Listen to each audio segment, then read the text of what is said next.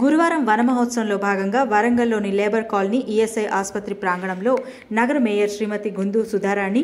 జిల్లా collector doctor Satyasarada, GWMC commissioner doctor Ashwini, DFO Anuj అగర్వాల్తో కలిసి సామూహిక మొక్కలు నాటే కార్యక్రమంలో పాల్గొని మొక్కలు నాటిన అటవీ పర్యావరణ శాఖ మంత్రి శ్రీమతి కొండా సురేఖ.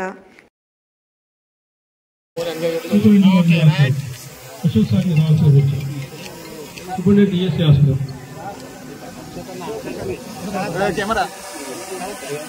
फ्लैश आता है तो पत्ती क्या है यू शेप में अंदर दी गोटा मैडम तो आपने को जन का जगह मैडम का नोट